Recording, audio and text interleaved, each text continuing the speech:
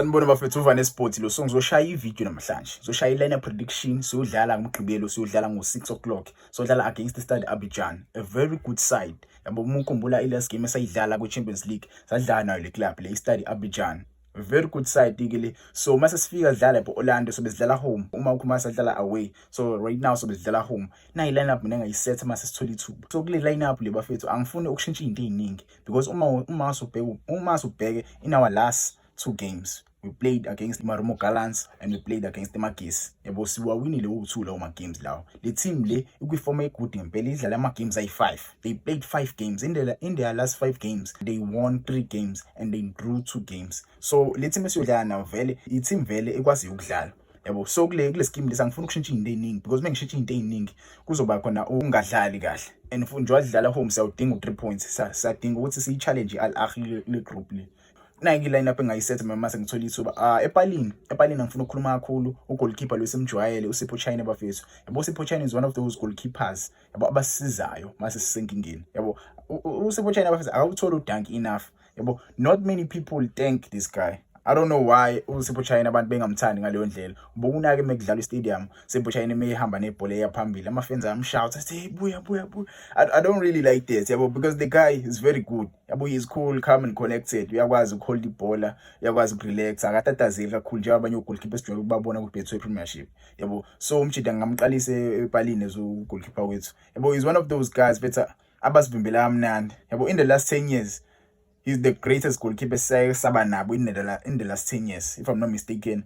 Yabo since uSenzo Meya wahamba, yabo may so rest in peace. uSipho China has been that guy for Orlando Pirates. Wangitshela ama-comments uthi mophu goalkeeper wena osekwakuvimbela kahle in the last 10 years. But for me uSipho China uyangenzela. Yabo so ngaqalisa yena epalini abu goalkeeper wami. Mase kusama center back pairing yami ngaqalisa lo mfana lo. uSibisi benosesana. Yabo uSibisi benosesana. That center back pairing guys has been phenomenal for Orlando Pirates. Yabo in the last 10 games or 8 games yabo since be together bayakwazi udefender abafethu bobo2. Abantu abaningi babengayithandi le center back pairing isaqala but na isasebenzelile yabo since kwalimala uNda benoXoki but le center back pairing le ibisebenzela. Ngizwile kuthiwa abafana sebebuyile uXoki sambona kule game lidlana eMarumo Gallants wathola ama-minutes amancane. uNda namhlanje ade simbona ezojima neteam umbuyile uNda bafethu. So kuyangijabulisa lokho because sasizwile uNda last year kuthi uzobuya kulonyaka usaqala. Yabona uNda useyajima neteam. Kuyangijabulisa lokho uNda uzobuya azosisiza lapha emuva azoqinisa kancane. So but kule game le ngeke ngikwazi ukubafaka abafana. Yabo ngaqalisa uSibisi benosesana because ibona abadlali abasebenzelile. Yabo so it wouldn't be fair ukuthi bahlalise ebenchini after all these games basawadlalile besidlalela kamnandi. So ku right back yami ngaqalisa lo mfana lo uVan Rooyen. uVan Rooyen samasonke bafowethu is one of the greatest players esabasayinile in kuleli window siphuma kulona. Yabo kuleli window siphuma kulona samsayina uVan Rooyen esiwa kuStellenbosch and usadlalele kamnandi indlela adlala ngakhona. So ngamqalisa as right back because samdinga umuntu ozohamba phambili nebhola asishayela ama-cross noma sidlalela ama-forward passes lawa ajwayele ukwenza uVan Rooyen. Yabo the guy is very good. Kuthi ka left back I will start uHotho. Yabo I think many people wouldn't agree ngoqalisa uHotho because many people like uMarco. Marco is a good player, but Marco is too defensive. Yabo in this game we want to create more opportunities, goal scoring opportunities. We want goals. Yabo Marco played very good in the last game that we played against the Makesi FC. But in this game we need a player, a left back who can go up front and create chances for the team. And ulumchita lo uHotho mfethu uyasebenzela impela yabo. So ngaqalisa yena uHotho as a left back yethu bafethu. So mase ngiya lapha eswini ngeke ngichaze kakhulu eswini bafethu.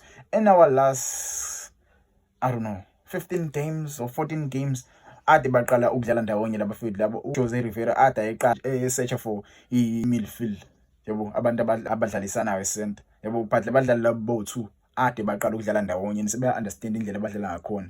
Yabo lo mfana lo uMphatha benoMakhehleni Makhawula.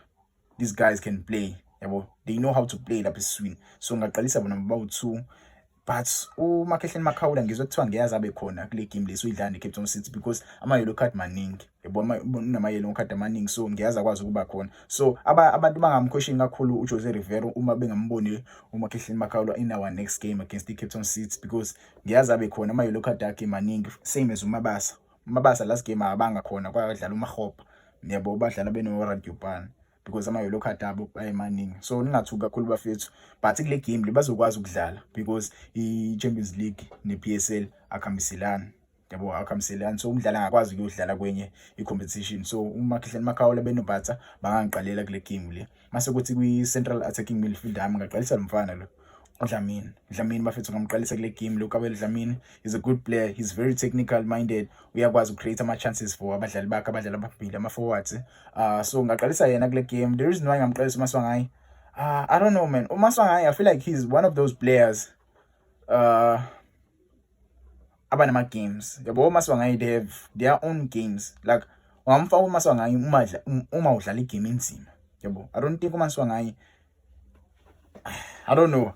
Ungangitshela kuma-comments ukuthi uMaswanganyi umdlalo kanjani, but I would do a video, yabo, ngidiscussa indaba kaMaswanganyi beno Dlamini, different between the two players, yabo. uMaswanganyi uyakwazi ukumaka, yabo, he's very good at marking, but I don't know, he holds ibhola too much, yabo. He's a good player, but unalezo zinto nje azenzayo, alahle ibhola isidingo singekho, yabo. Kule game lesa udinga ngempela 3 points, aswadinga ama-mistakes azoscosta, yabo. That our last game that we lost, yabo, i-mistake yashawa uMaswanganyi nkosikazi Dlane neStellenbosch, yabo. So aswadinga ama-mistake kanjalo kwi-Champions League, sidinga nje abadlali abazazi ukuthi bazowenzana egamini, yabo. So kwi-right wing yami ngaqalisa lo mfana lo uNkota, but kube kuya ngami ngizomqalisa uSaleng, but we don't know the situation regarding uSaleng, yabo. We don't know the situation. I think the board, yabo, I've made many videos discussing indaba kaSaleng, I mean. But right now we are facing a very, very, very tough situation because we don't know what is going on about our player, because we like uSaleng bafethu. We like uSaleng. He's one of those players abayidlalele ngempela Orlando Pirates, and ngesithanda ngempela ukumbona ehamba, because mengasahambi ku-Orlando Pirates angajoyina one of the biggest teams akhona la ku-Betway Premiership, which is i-Mamelodi Sundowns or Kaizer Chiefs, yabo. I don't think ikhona enye team engamthatha la ku-Betway Premiership between those two teams, Mamelodi Sundowns and Kaizer Chiefs. I don't know what is going on, but singesazi. But on my left wing I will start umfana wami uLasbon Mfokeng. I will start uMfokeng laphana. I don't like uMfokeng mezodlala as number 10 because I feel like ucoach uvela confuse kakhulu i-team mezodlala uMfokeng as number 10 because the guy udinga ispace la ezokwazi ukuba creative khona, yebo. So ngamqalisa u-left laphana, futhi left winger akwazi ukushaya ama-cross noma akhathe in, ashaya ama-shots la ajwayele ukuwashaya mfethu, ashaya i-brush, yabo, akahlele umfana because he's very good, he's very technical gifted naye. Mase kuthi lapha phambili ngathola uMabasa isniper isigwebo sentambo, uyadlala ngempela umjida. Angifuni ukukhuluma kakhulu ngaye, yabo, because umdlali ebengamfaka uMakgopa, but uMakgopa uyadiffer, like akafani noMabasa. uMabasa akacabanga kaningi mefika eboxini, uyakhahlela. Kanti uMakgopa uvela enza izinto ezingayenzi sense. As a striker, you don't have to second guess when you're on the box. When you're on the box, kumele ukhahlele ngempela, ungaloku ucabanga kaningi, because ukhosta i-team lapho. And kule game lesi awadinga ama-goals amaningi and sayidinga i-3 points, yabo. Uma uzubheka le scheme esadlala neMorimo Gallants, uma ubheka indlela esadlala ngayo lapha sasiyi-deadly ngempela. So kule game esiyidlala ngifuna sibe deadly, yabo. So isona scheme mina engasisetha lesi mase ngithola ithuba. Ungangitshela ama-comments ukuthi sibone ischeme ongasisetha mase uthola ithuba, yabo. Sewudinga u-3 points. uVane Sports lo bafethu, ungakhohlwa ukusubscribe, ulike mfethu. I-channel yethu ngifuna i-growing ngempela. Ngiyabonga sengibonile 4,000 bafethu, abantu bayasubscribe ngempela. Ngiyabonga kulabo abanginikezwe support, ngiyabonga.